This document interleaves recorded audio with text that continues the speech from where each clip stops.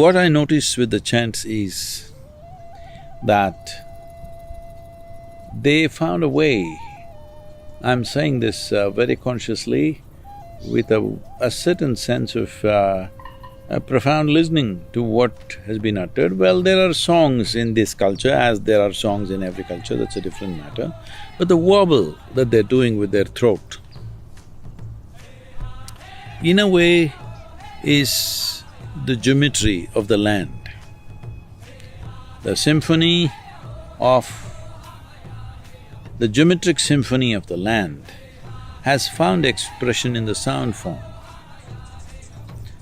Or in a way, they're connecting with the land through the sound.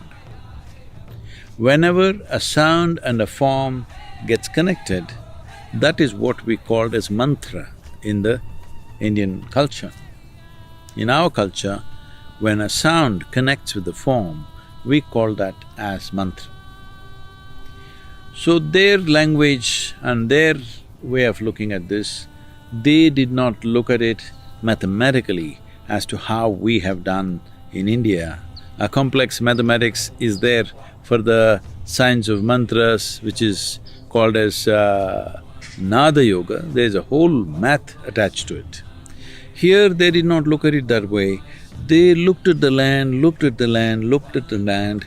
Looking at the land, they uttered sounds which match with the geometry of the land. This geometric symphony between land and sound is largely the basis of what you see as Native American chants. I don't know if you can call it chants, it is just an outpouring. An outpouring of sound, not necessarily words, just sounds, in a way touching the land, flowing as the land undulates, the sound undulates. It's very beautiful. If you see where a certain kind of chant or this wobble was created and in what kind of land they existed, you can clearly see that the sound is just skimming along the land, touching the various geometric proportions of the land. This is a very amazing and beautiful way of what human attention can do. Modern societies are too terribly lost in their own thought and emotion that their attention levels have gone down immensely. As I've said many times, I repeat this, the greatest loss that's happened to human beings is this: human beings have lost their ability to pay attention, a keen and intense sense of attention to anything. They think their thought, their information that they collected from textbooks and books and internet, whatever, is more important than attention. But the Native American traditions come from attention. I want you to just imagine, suppose you sat on a land that if you look out for hundreds of miles, there's really nothing, just a plain. If a man or a woman simply sits there and gazes at the land, there will be no thought, just attention.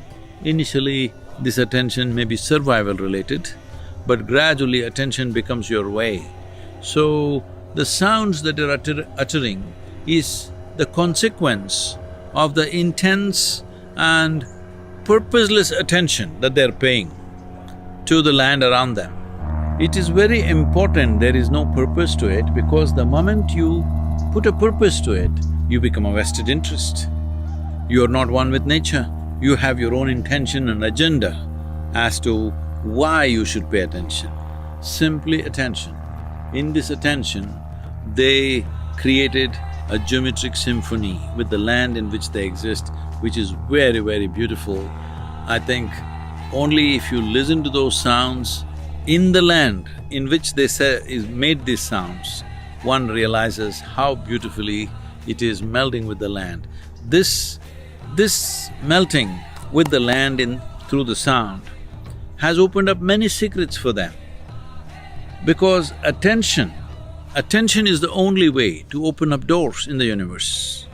There is nothing in the universe that cannot open up to human attention if human attention is keen enough and sustained for a substantial amount of time. If this is done, all secrets can be opened up. They opened up the secrets of this earth, they opened up the secrets of the spirits, they open up the secrets of other dimensions of life simply with keen attention without a purpose.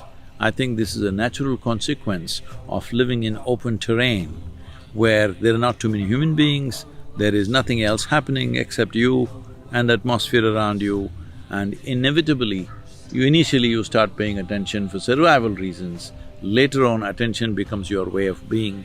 I think this whole use of sound has… in these cultures, the whole use of sound in these cultures has evolved out of this purposeless attention. Not about reaching God, not about achieving something, simply attention.